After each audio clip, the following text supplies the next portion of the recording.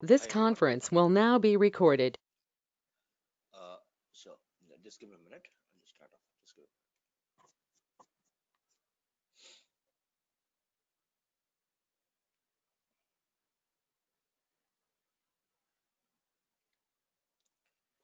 So today we are today we are going to discuss about the topic of MRP.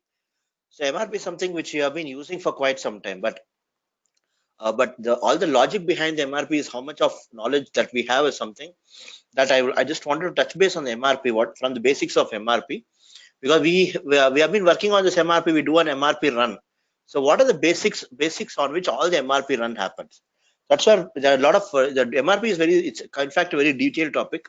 So I want to touch base slightly in detail into MRP, such that from a logistics concern perspective, MRP runs are very critical. MRP understanding of the MRP logic is very critical, because as you're aware, MRP is something that links the entire three different logistics modules, be it your sales, procurement, or your manufacturing, right? Now coming to the concept of MRP, I hope everyone, let me share my screen. Yeah. Okay. So I'll talk about a concept of MRP. So what is basically an MRP? So what is an MRP? So material requirements planning. MRP is nothing but basically to guarantee your availability, right? When I talk about MRP, MRP is required predominantly for procuring or producing any particular quantity that is required, basically for internal purpose or for sales, right? It could be a dependent or independent demand. What is a dependent demand? It comes from internally in terms of my production orders, right? That is going to create a demand which is going to be an internal, because it is basically because it is completely managed in the organization. What is an independent demand? Independent demand is coming from the sales order, because you are doing an external transaction. The dependent demand, at least you have a control as to what is the production, what is the raw materials that is needs to be procured. All these things you have a control. Independent demand is completely depend on the sales, right? It's all basically depends on the market situations. That's how MRP works. So MRP basically, at what level MRP works? MRP can work at the plant level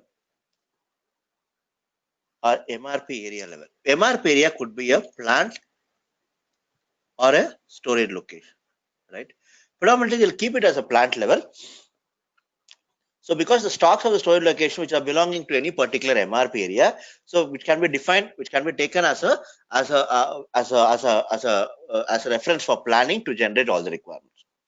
So because MRP area predominantly helps in when one wants to restrict the planning to certain storage location, that's when they'll be using your MRP area, right? And uh, then you have your lot sizing. So different lot sizing procedures. You have your static lot, fixed lot, periodic lot. You have different lot size procedures. That is all defined as part of your material master, right? You have your different lot sizes. That is all defined as part of your material master. So against the particular lot size of the particular material master in the MRP view, right? That's where it will. I'll come to the system before I explain. I'll explain the logic, then we'll get into the system to understand it much better. Okay. Now, how a normal process flow? Because we know that MRP runs happen.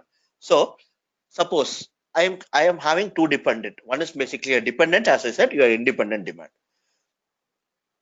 So your dependent demand,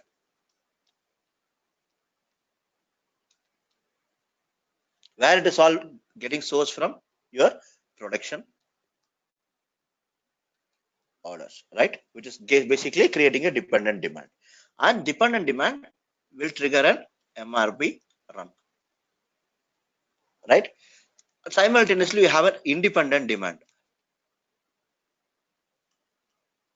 which is all figured from your sales orders, right? That again will refer to the MRP run, because based on the requirements, your MRP run will trigger the stock requirements list will be updated, based on which your MRP run will trigger. Then Your MRP run will create a planned orders, right? Your planned orders will undergo a conversion factor, right?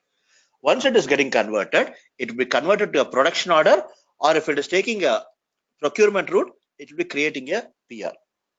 And PR to a PO conversion will happen. Then you will have your goods receipt, because this is purely for a raw material scenario. Because your PR or a procurement will not happen for a finished goods. It will be happening either for a trading goods or for ROH, right, or any other metal which is not a finished goods, right? Then once your GR happens, then the particular GR will be happening at the warehouse or a storage location level, right? Right. Then basically that will basically be taken by the consumed by the production order. Production order will undergo a production execution or production order processing, right? Your production order processing will work. Then once you're done with the production order processing, then again you do a GR, because this is for a finished goods, right? If again, it depends if it's a make to stock scenario or a make to order scenario. Make to stock scenario, it will be stocked in a particular warehouse, or if it is a make to order MTO scenario, always there will be a dependency of a sales order, right? Make to stock scenario will be only basically you produce it and keep it in a warehouse. Always when you have a make to order scenario, there will be a sales order that will be created, right? This will reference to a sales order. If sales order has 50 quantity, if the GR is having 50 quantity, then it gets confirmed taken to sales order. Then you have a delivery and a billing. This is how your entire MRP run happens in the system, right? Previously, you had something called a sales and operations planning. The sales and operations planning, so SNOP. Now SNOP has moved to your IBP as part of the SAP S/4HANA. So because your SNOP will take all your sales historical data. Okay, one part is it will take an historical data, and from the SD it will reference to the sales orders, and your sales and operations will undergo an operations planning, which will create a dependent demand. Okay, your dependent demand will be triggered from your sales orders as well. Your dependent demand will undergo an MRP run, because it will create a dependency of the demand. Then your MRP run will trigger. Then, as I said, your planned orders will get created. Once your planned orders, then if it is taking only a production route, your production order, if there is no raw materials requirement, will be taking a production order route. Then you have your production order, the production execution. Then you have a goods receipt. So if your production order again, if your production execution requires raw materials, then again it will take a PR route. Goods issue will be happening from the warehouse for the production order, because your warehouse has to give you a goods issue, right? And based on which your GR will happen. So in top of all these things, so you have they have something called as your plan. You have your dependent demand. Your dependent demand, they will be creating your PIR, planned independent requirements. Your planned independent requirements, they can configure something, they can maintain something called as a long-term planning, because long-term planning, basically, if you want to see what is going to be at least 6 months down the line, or 1 year or 2 years down the line, those are all predominantly a 1 year minimum is called as a long-term plan. You'll have to create a long-term plan, and based on which the demands will the demands will get populated in the system, right? This is how the entire process flow works in the system, right? This is a basic process flow that anyone has to understand. This is most important for any logistics consultant to understand how a dependent demand to an independent demand triggers your MRP run, right? This is how. And when we consider what is the master data that your MRP considers, one is your material master, your BOM data, your work center, if you're having an in-house production. Then you have your routings. Routings are nothing but your work centers are all machines, right? Or any resources, which is all used for the production. Routings are the sequence of operations routing is all mapped to operation. The sequence of operation that takes place because when I have so many work centers. So if it is a discrete manufacturing, right? Discrete manufacturing, it will take it will move different between different work centers. So what are the set of operations? Because one time we'll be working on the lathe, one time we'll be working on a turning operation. So individual operations, that is all sequenced as part of your routing. Then you have your demand management. That is your planned independent requirements. That is where it could be a long term or a short term, basically based on which your demand management is again your master data. Then if you have a sales and operations, sorry, or S&D, sales and distribution, which is because but it's an optional step, but predominantly it will all be getting incorporated as part of your demand management itself. Okay, so these are the things, the master data that works in getting your master data. This is your master data which is predominantly used for your MRP setup. Okay, so coming to what are the different MRP procedures. When you talk about MRP procedures, you have material requirements planning.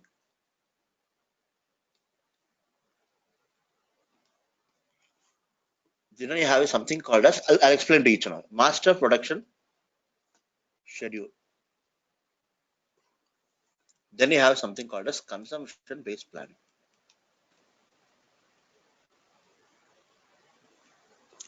Consumption based planning. So what is a material requirements production? Your material requirements planning basically uses current and future sales figures. Right? It basically takes it. The system calculates all the requirements based on your existing warehouse stock plus all receipts. Right? So if external, so when you are using an external procurement for all the materials, all the procurement proposals are taken into consideration. Then, or else if you are doing an internal production, which will lead to all your planned orders, which I said, you have your planned orders, and also all the demand requirements gets calculated as part of this MRP.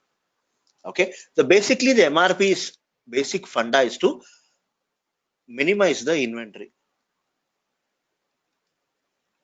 because to reduce the total cost, because warehouse costing is huge. Because when you're storing a warehouse, you need to have the space, you need to have the operating expenses for maintaining the warehouse, you need to have the manpower to maintain, because we have so much of inventory.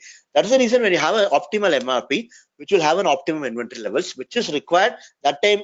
That's where this JIT, all these concepts are coming just in time. So you can order the materials that is required just before your production, or basically we need to see what is the timeline that the vendor takes to supply the raw materials. All these things, that's where basic funda is to basically reduce the material requirement planning, is to minimize the inventory. It takes all the warehouse stocks and existing stock when it does done under receipts when it does done MRP run. Okay. Then what is my master production schedule? So basically all your critical resources, where there is more focus towards the costing, where there is a lot of pressure on the tracking the costing. So that is where which will not undergo an MRP run, they'll undergo a master production schedule run. So it ensures all the criticality of the resources, which should not happen anyhow, which should not be a bottleneck or any production for by maintaining the stock. So produces all the facility to work on a production plan. This all this material master production schedule. Wherever there is a heavy pressure on the costing side, because your management sometimes they say there is a lot of focus on the particular costing importance is there for particular order manufacturing, right? In that cases they will be applying an MPS, master production schedule. Then you have your consumption based planning. So it takes all your futuristic, all your consumption data. What is the consumption pattern in which the materials have been consumed? It doesn't have any relationship to your independent or your dependent demand, right? So basically, it is triggered whenever the stock falls below something called as your reorder point. So basically, there are three types of MRP procedures under your consumption planning. Let me write it here.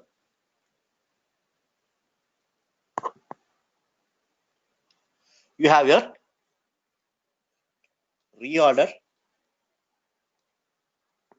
point planning, forecast based planning, you have your time phased planning, right? So when you consider your reorder point planning, your reorder point planning will be triggered whenever the sum of the planned stock plus your firm stocks, that is firm stocks, firm receipts, not stock, firm receipts, whichever is there, falls below your reorder point. That's where your reorder point is a point that will be set based on which, if there is any slight in the middle, that's when your reorder point will trigger your MRP. Because your reorder point, if you take your RLT, you have your replenishment rate time, right? Which is there as part of your material master MRP3 view. Your RLT is taken into consideration, right? Whenever you do your availability check as well, in your sales or any setup, there will be a consider with RLT or without RLT, right? So that's where RLT will be taken. The reorder point will be a base on which your RLT will be calculated. And they have something called as your safety stock. Safety stock basically takes care of all the excess metal consumption within the replenishment lead time period. And if there is any additional requirements that we require, if there is any delivery delays, because sometimes there will be a delivery delay from the vendor. In that cases, your safety stock will be kept as a buffer, basically because production cannot stop, right? It has to be running. That's when you need to have something called as a safety stock. If some vendor is giving some delay, they keep a 2-day delay or 1-day delay time period. They take that into consideration. That's when your entire reorder point planning, where your reorder point gets triggered, and there will be something called as a safety stock that is maintained for you to keep your production running, right?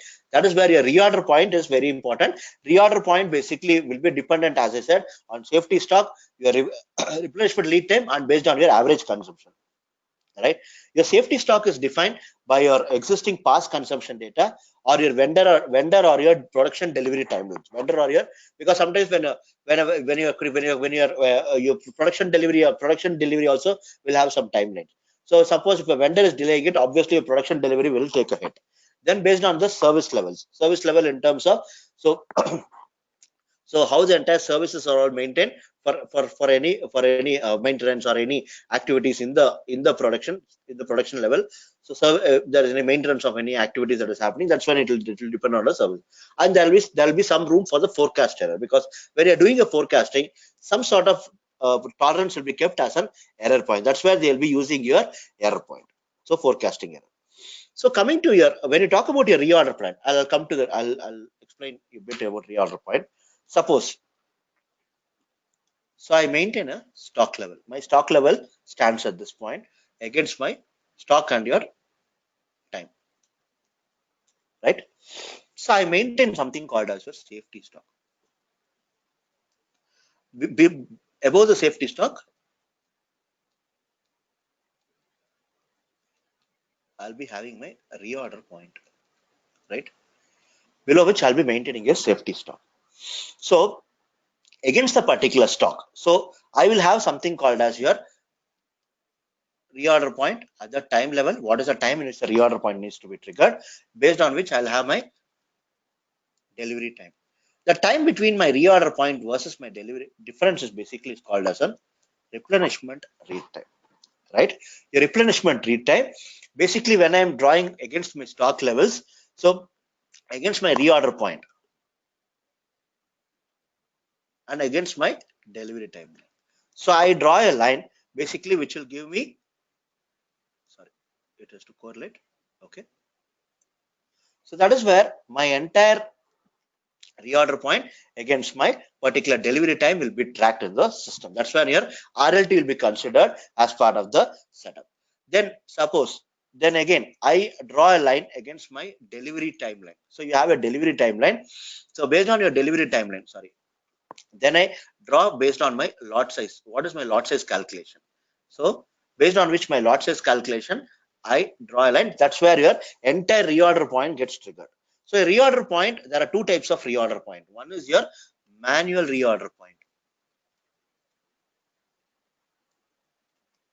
How a manual reorder point is calculated? That is a formula on which your manual reorder point gets calculated. Hello. It is your, yeah. Can you know what the normal production order and reorder? What the difference? Normal production order. Yeah. See, what that reorder? Reorder means what that reorder? Is there any See, process in if you stock, so you have your reorder point. When you see here, let me open it.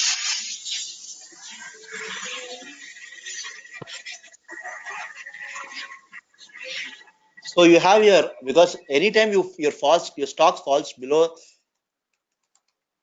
sorry,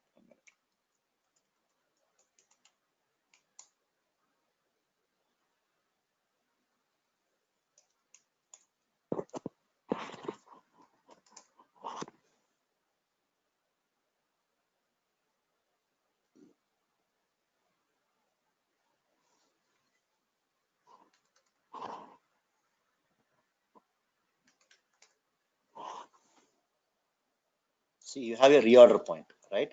Reorder point is if this middle of the stock, if the stock falls below the 34 point, then this reorder point will get triggered for a procurement, for a MRP run. That's where it is a maintenance part of your MRP one view. Then you have a lot sizing procedure. So what is the minimum lot size that needs to be maintained? This where it's all controlled by your MRP controller as part of this thing, right? This is where your reorder point is below that point. If the stock level falls, then there will be an MRP run that will be triggered for you to ensure that that material gets replenished in the system. You got this right? yes, yes. So that's where your RLT, you have your RLT as well in the system. So what is a replenishment lead time? When you take your total replenishment lead time, number of days it takes for the replenishment activity to get converted. That's where your RLT, even when you see here, so 1 minute.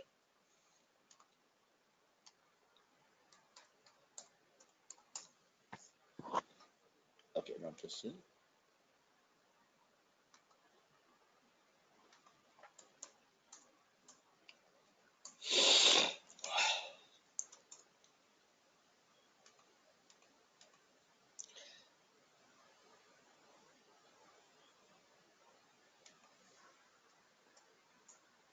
Okay, it takes your replenishment lead time with replenishment lead time or without replenishment lead time. It takes into consideration based on which your entire things are all triggered in the system, right? The scope of your availability check that takes into consideration. So based on which you have all the requirements, based on which your RLT is taken into consideration whenever your availability check. That's where your RLT will pick from the metal master. So that's where when you talk about an RLT as part of a safety stock, this what is the difference between a reorder point versus what is the delivery time? That is called as a RLT, replenishment lead time. When I consider your manual reorder point, it takes all your procurement processing time plus your planned GR time. Now you planned your planned delivery time plus your GR processing time. Because what is procurement processing time? There will be a PR that will be triggered, right? We saw how a PR gets converted to a PO. Again, from a PR to PO, you will have an RFQ, you have a quotations, comparison of quotations. All this is all basically procurement. The time it takes for the PR to be converted to a PO. Once PO gets converted, it goes to the vendor. Vendor will have to he will have some time for it because he has to work with the supply chain based on which he will be giving you a time, right? Saying this is going to be my delivery time. So he will have its own delivery time. Plus, once he delivers it, I cannot directly say come and put in my warehouse, right? I will have to process my GR. There'll be internal things which I'll have to take care. I'll have to see which warehouse, which storage location. If you're having a EWM or any storage location, so you have a WM. Currently we don't have WM, but beyond which it's an EWM. So if you have a EWM that needs to, we need to know which bin or which quant level you'll have to put in. All this is all GR processing time. So it takes all these things plus your safety stock. That's where your manual reorder point takes into consideration.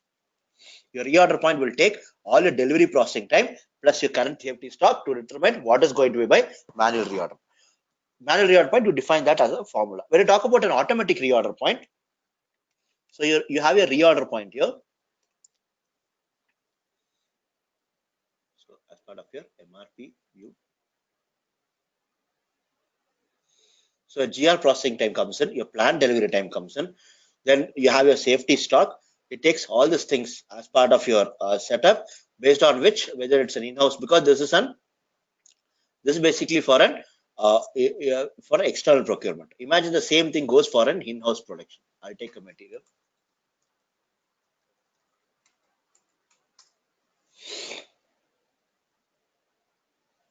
Okay, there's a lot of not much views have been maintained for this. Let me check. I'll show in a different system because it's a new system, not much configuration system.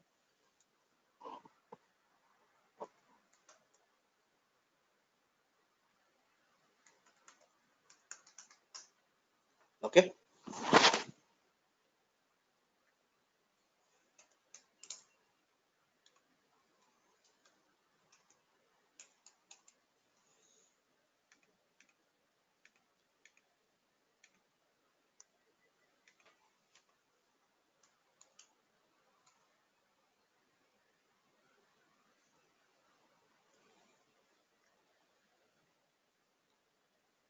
When you see the procurement type is an in-house production. It will take an in-house production time. You have a GR processing time. You have plant delivery time. Depends on whatever is maintained. Then you have a safety stock. Whatever is the safety stock that will be required, based on which your things get triggered in the system. What is the lot sizing procedure? So as I told, your lot sizing is the different set of lot sizing. One is a dynamic lot of lot, fixed and splitting, and your fixed lot or quantity. All these things are individual lot size that gets calculated. That's all maintained in the system. Then based on which your entire system takes into consideration against what is my MRP area. If you are maintaining MRP area predominantly, if it's not maintained, it will be at the plant level. If a specific MRP area maintained, it could be a plant or a storage location level, which I mentioned. Then you have your automatic reorder point. Automatic reorder point is nothing but, because what you're doing is a manual, it automatically calculated with the same formula. You need not have a manual intervention. That is called as an automatic reorder point.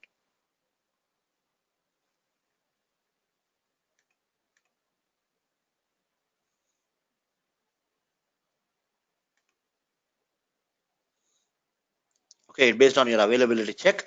So what is the total replenishment lead time it takes into consideration? What is the consumption? Because you have a consumption mode, it's a backward consumption, because they'll see whether it is consumed in the past or consumed or taken all this future consumption into consideration based on your strategy group. You have a strategy group, right? Based on what is the strategy group, it's a make to order or a make to stock. You have something called as a depends on whether it's a make to stock or a make to order, or you have a with a configurable material, it's make to order for configurable material. Then you have your planning at the assembly level. You maintain different strategy groups. That is all maintained as part of the production. That's where all this MRP is very critical, because it integrates many things into one, right? So when you talk the different MRP types, so when you talk about an MRP type, whatever you discuss as part of your MRP type as part of your metal master,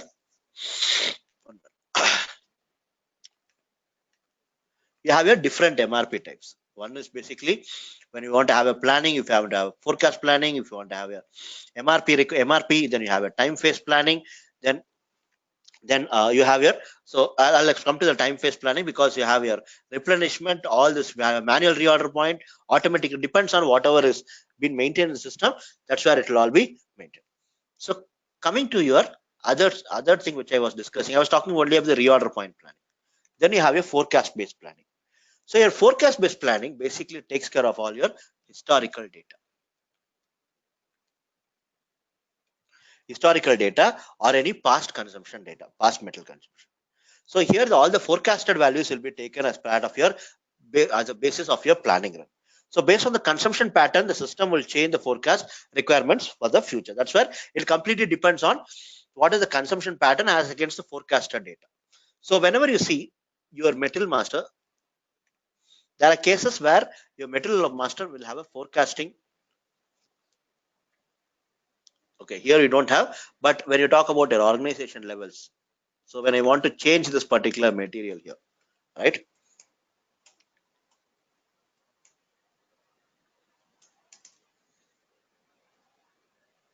Let me check if this metal is having forecasting.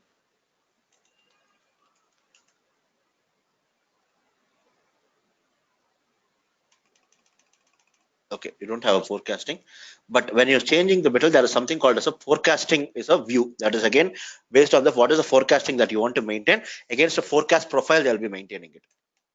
So whenever I want to enter extend the material,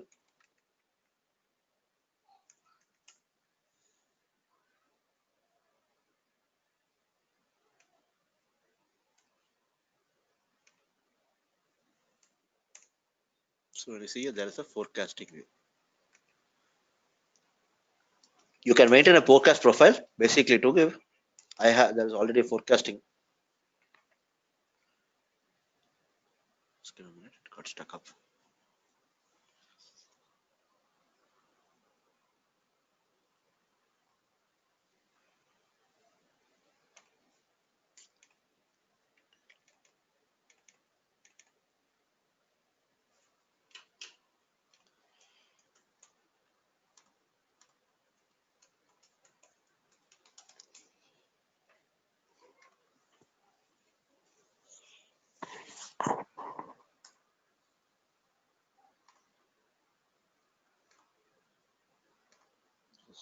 Just give me a minute. I'll open it in others.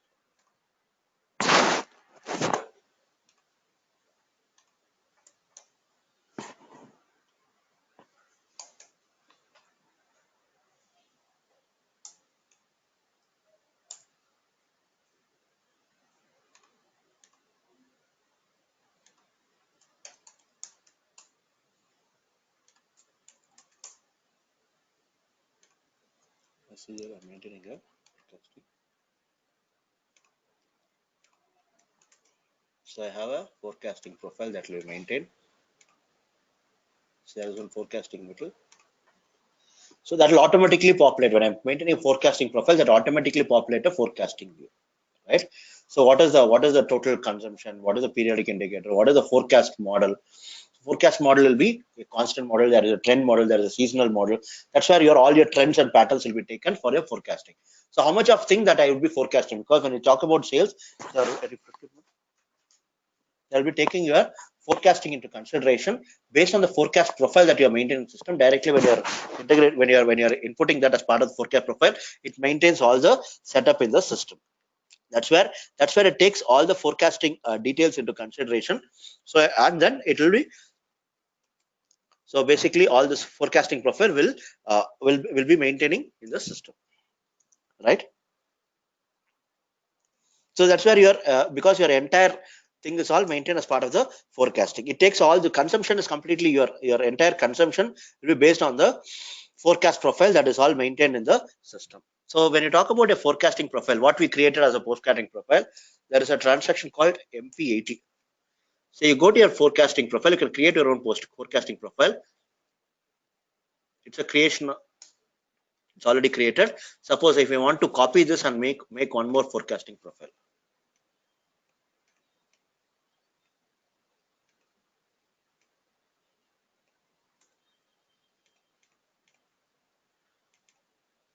H100.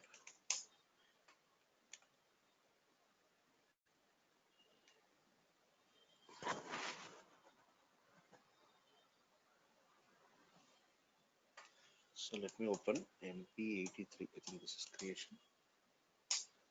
So you see what is the forecast model, what is the number of historical periods, what is the number of forecast periods. This is where all your forecasting profile which you have created when you use this forecast profile in the Metal Master, it will be pulling all the information and it will be showing the because your forecast profiles will be maintained as part of your costing as well. There's a transaction called KE1T.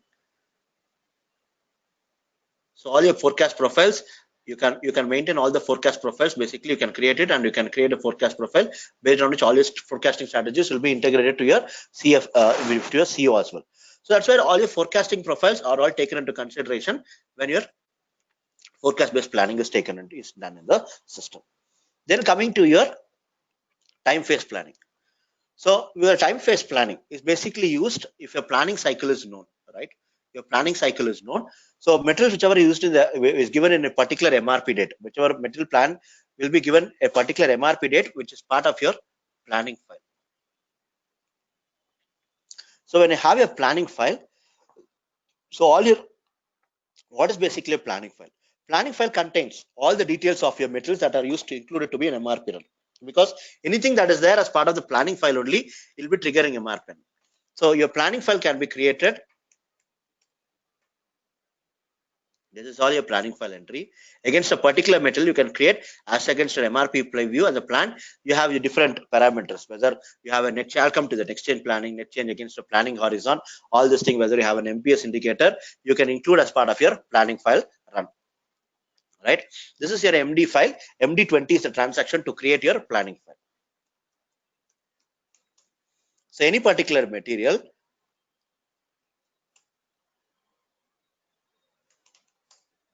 see, for this particular material, if you want to maintain a planning file, you'll have to create your planning file entry.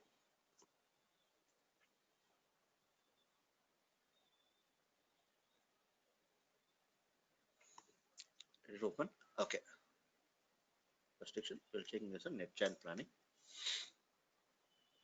So this metal is already marked. Okay. So any metal that needs to be marked, that needs to be created, again, MD21, TG14, against a particular thing. Already this is marked. So you have a net change planning indicator, net change planning horizon, and based on which, if you have an MPS indicator, again based on the MRP area, it will be triggered. Basically, you can use this planning run for any other plant. So now we have for a MD20, if I do it, this for 1710, 1110, I'll be maintaining it.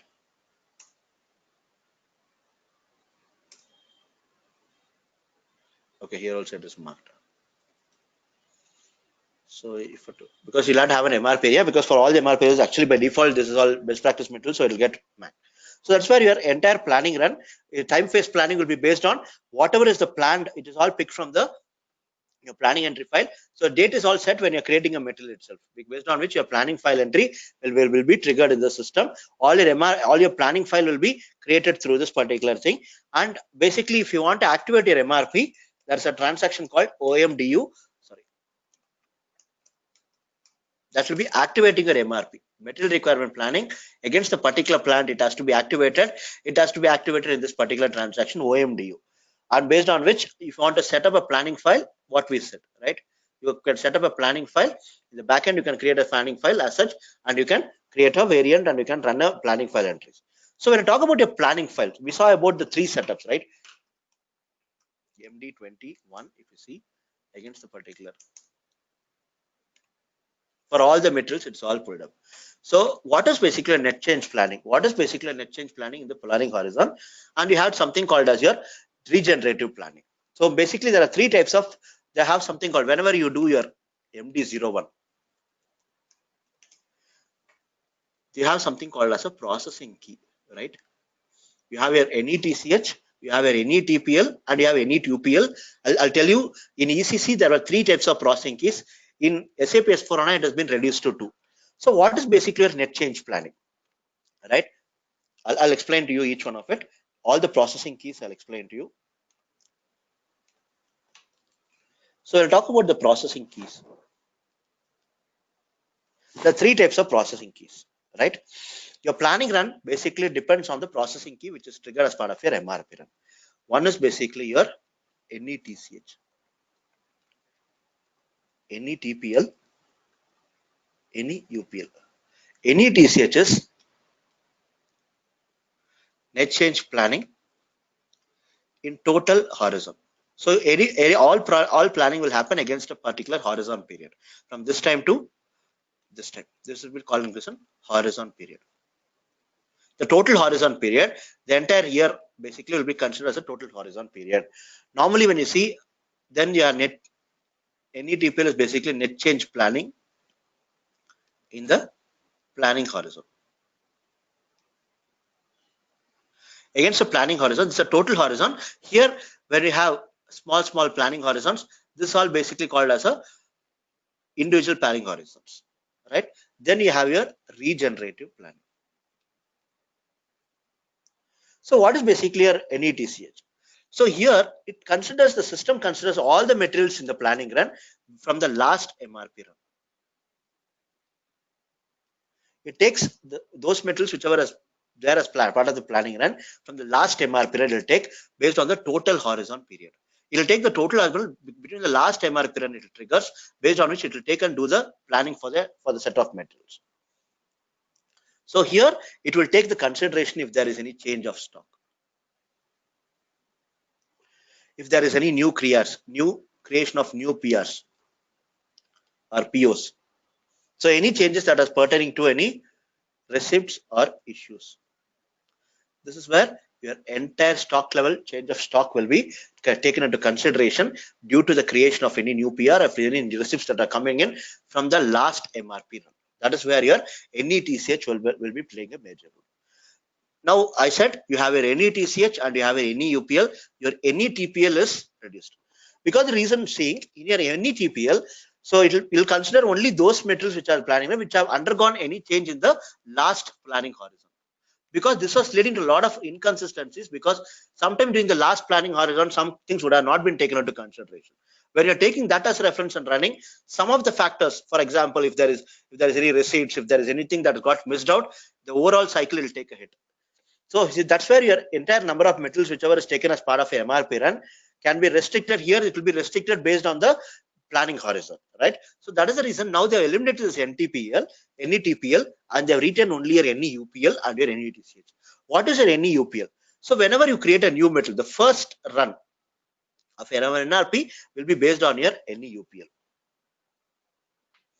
So basically, predominantly, it is not frequently used, but whenever you're doing the first run, they run it using an NEUPL because it considerably takes a long time. That's the reason people don't use that particular NEUPL. Predominantly, they go for an NETCH. But the first run will happen on an NEUPL, that is your regenerative planning mode. Right? This is how your entire MRP set of things work in the system. Right? So, okay. So now, whenever you run your MRP, so for a particular, I run my MRP on this particular planning date.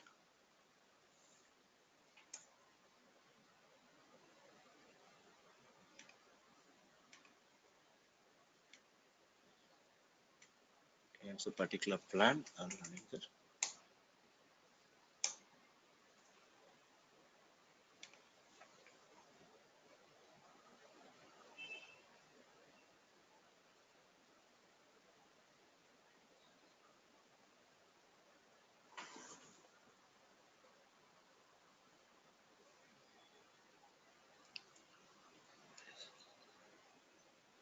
Okay, so this is an MRP run. What is the total number of planned orders created?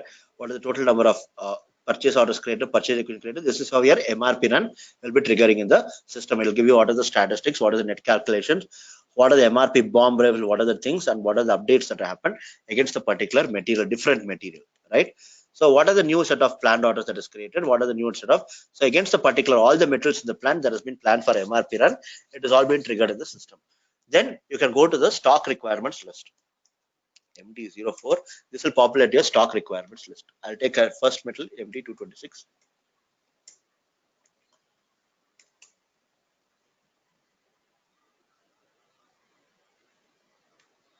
So what are the new planned orders that are created? Wait a minute. So you have a lot of planned orders that are created. So based on your planning file entry, whatever you have maintained it will take all these things into consideration. So based on which your entire thing will be taken. So there is something called as a PIR, planned independent requirement. That is again, that will be taking your, there's a transaction called MD61 where for this particular material, right, you are creating for this particular material against the different periods. So I maintain it, for example, for another set of periods for 600, 500 against the different months of this thing. I'm maintaining it. Okay. Then I go for an MRP run. MD03 can go do a material level MRP run.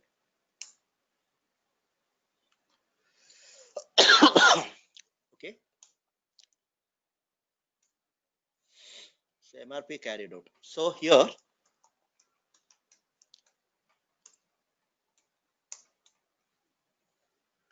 when you see here, it will take all this planned file entries. If you see whatever we created, right?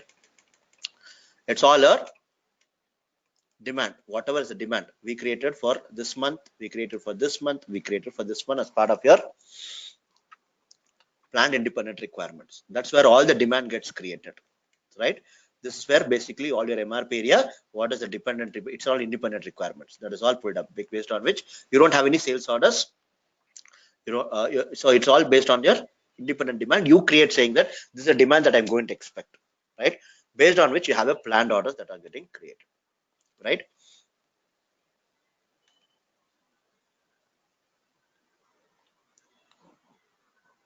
So you can see what are the planned independent requirements as against the independent requirements. You can see what are the different, what are the basic times lines. All these things are all part of your what are the bombs that have been used under this particular material. So this is a bomb that based on the bomb, what is the requirement quantity of the particular bomb as against it, what is the total quantity that is all used in the system, that is all maintained as part of this, right? So this is where your stock independent requirements are all taken into consideration, then based on which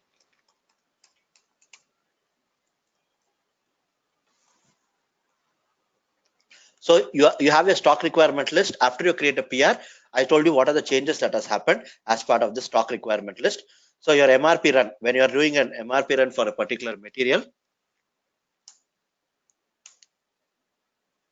so it'll give you all the MRP run output with regards to whatever changes that happen. So whatever planned orders. Now we are doing an MRP run for the particular material.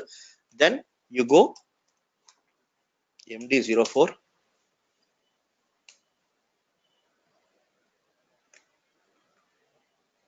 So all your planned orders, whichever has been created.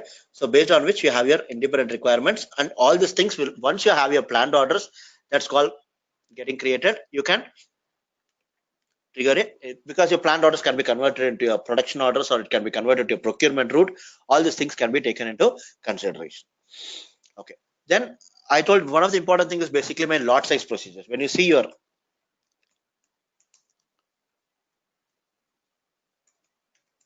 taking my okay, I won't lock it. Is it?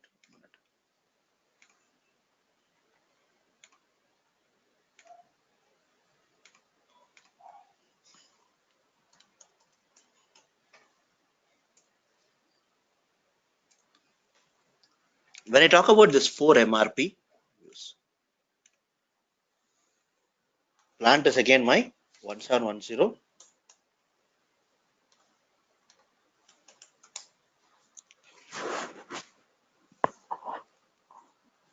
Okay, so when I talk about the different MRP things that are maintained as part of your mental master, you have 4 MRPUs. One is basically an MRP type, I said. Then you have an MRP controller, is the one who is responsible for the MRP based setup, right? MRP entire thing is whole and sole responsible. That's the reason it'll all be assigned to one MRP material controller. Then you have a lot size. Lot size, then you have your, when you talk about a lot size, there are different types of lot size that is available. As I told you, you have your periodic lot, you have a dynamic lot procedure, you have a lot of lot, fixed lot.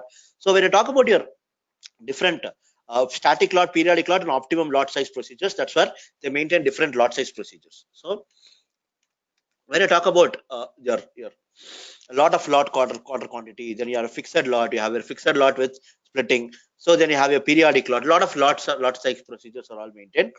So then you have your then you have a static lot. Against that, you have a static lot, periodic lot, and your optimum lot size. I think I'll have a document because that lot size is very complex. So because lot size procedures predominantly will be handled by your planning consultants, not by logistics. But when it comes to logistics, we assign that as part of your metal master. I'll check if there is any lot size procedure details. I'll just share it with you in detail because a lot of calculation goes behind a lot size procedure as well. When you use your metal type, when you use your a lot of lot, when you use a fixed lot, when you use your replacement to maximum stock level, when you have a monthly lot size, when you use a weekly lot size, but predominantly they'll be using your EX or FX, either your lot of lot order quantity or a fixed lot order quantity. They'll be maintaining that as part of your lot size procedures that will be maintained. So these are the important fields that is there. Then you have your MRP2 view of your metal master. where you see whether it's an in-house or an external, and you're told what are the GI processing time scheduling that happens, what are the safety stock that is maintained, what is the minimum safety stock required, so what are the service levels, so what is the service level that is maintained. So these are all basically maintained as part of your MRP2 view.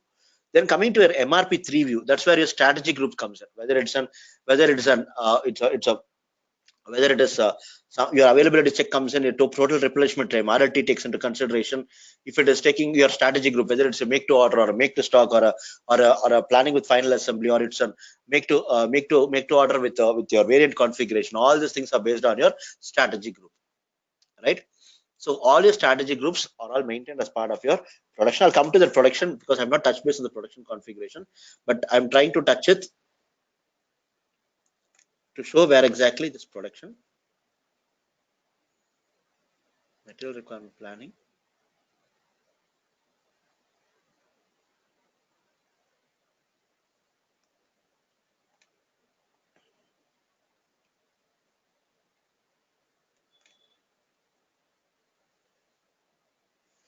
So you have all your lot size calculations, how you check the lot size in calculation, if there's any rounding profiles, all these things are maintained as part of this lot size calculations. I'll come to that part. When you have an MRP calculations, they maintain all this MRP calculations. Then all your MRP controllers, whatever we saw the controllers, that is all defined as part of this. Then you have your if there is any your entire set of MRP types, right? We saw where no planning, whatever we assign it here, that is all maintained as part of your forecast planning or a time phase planning. What are the things that goes behind this forecast planning? So what are the forecast indicator? So that's where this is all standard setup. If you want to any customize it, you have to copy that, but predominantly no customer will ask for a customize, but some customers could ask it. So that's the reason we need to know where configuration, where exactly it is all maintained. What are the configuration that goes behind your number ranges? You have a plan parameters. Let me show. Demand management. Define your strategy. You define all your strategy. Then you saw your strategy group, right? This is where your strategy group you make to stock. So based on a strategy group that has been created, you will define what is a make to stock or a make to order production. So once this make to stock and make to order, you assign your MRP group to the strategy group. At the plant level MRP group that created, that is aligned to the strategy group. So for example, for a particular plant of 1710 which are using it. So what is the MRP group and if you want to assign a planning strategy group based on which others you can directly input as part of your material master. These are all your configuration that goes as part of your strategy groups.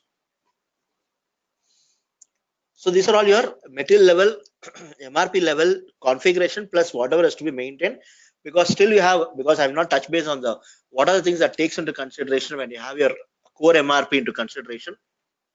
I'll be touching base on that part tomorrow. So along with that, I'll show you some of the configurations. One is basically the important configuration as part of your material requirement planning is this one, which I've shown you. We'll have to carry out the overall maintenance of all the plant parameters against a particular plant. Whatever is the MRP settings that needs to be maintained. What are the number ranges that is required? If there is any check rule that is to be back orders, that is because you have check rule as a SP as a back order. What are the things if there is any reporting?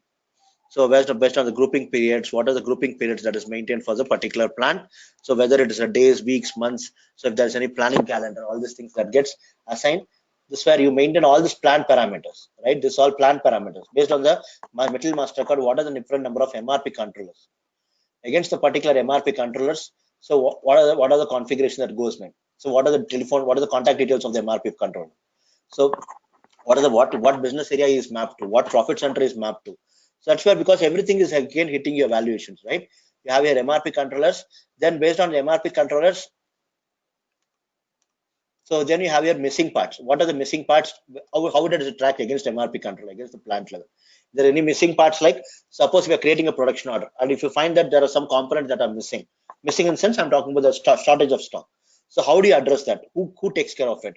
How at the plant level it takes care of it? That is all based on your MRP control. If there is any special procurement, we have your consignment, subcontracting, special procurement. How do you define that particular thing to the plant level? So suppose in a consignment level details. So how do you define? It's a special consignment, it's a procurement type, it's an external procurement. What sort of BOM component? Whether it is a direct procurement or if it is any Phantom material, all these things against the plant level, we get this assigned in the system. That's where all these things with regards to if there is any floats. I'll come to the float point. Float is basically what is the time that takes after the production, before the production, what is the total time, what is the margin time it takes, what is the what that is all. I'll come to that part, the float part. I'll explain when you do the PP configuration. But as far as the MRP configuration is concerned, this is where your entire thing of MRP is all maintained in the system. So if you want to have your MRP groups, maintenance of all your MRP groups, we create your MRP groups and assign that MRP groups to the strategy group, right? So against the particular, sorry, I'll create it as 1710. If you want to create, this is where you create your MRP group. If you want to maintain this particular MRP group, you can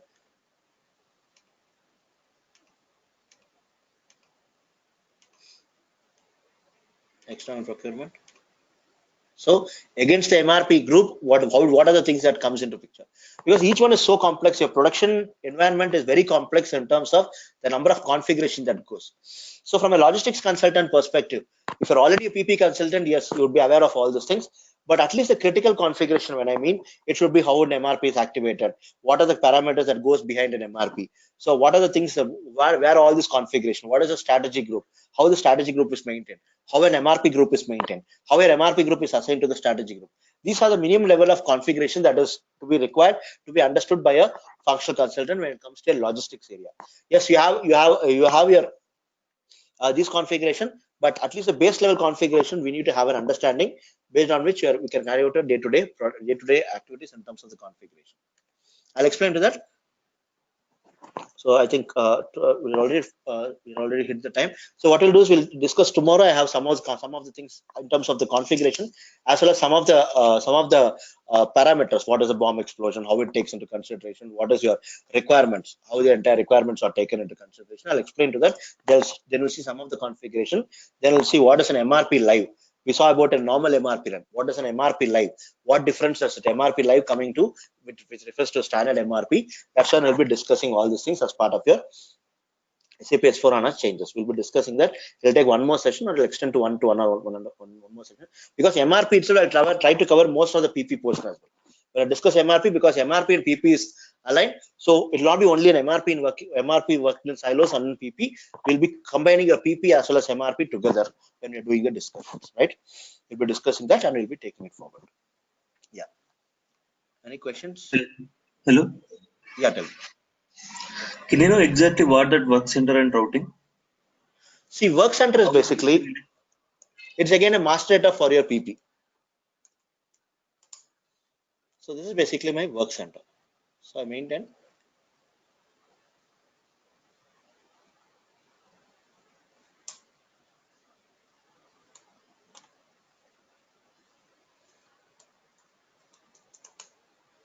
One minute.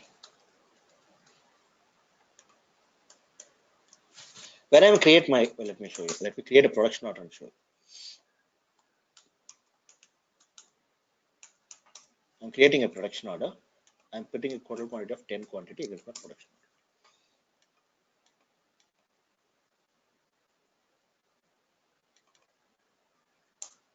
Sorry, this is 80. End date will put it as 30th, 21. Okay. These are all your work centers. It could be assembly, testing, packaging, testing. You have your individual work centers.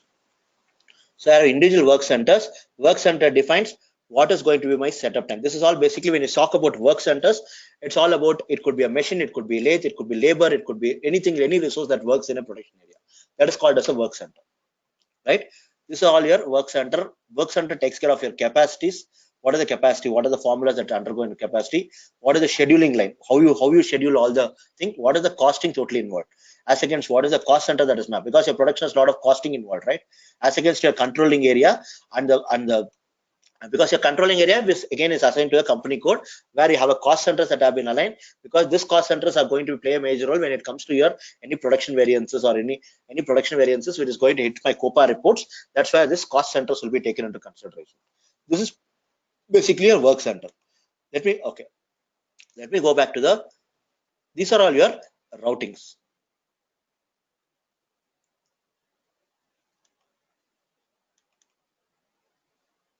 Okay, then you have your thing, then you have a set of operations. All your production set of operations, whichever is taken into consideration, the sequencing of operations, that will all be part of your routing. That's where your entire setup will be based on your question. This is where your work centers and your routing. Routing is a serious sequence set of activities which takes place.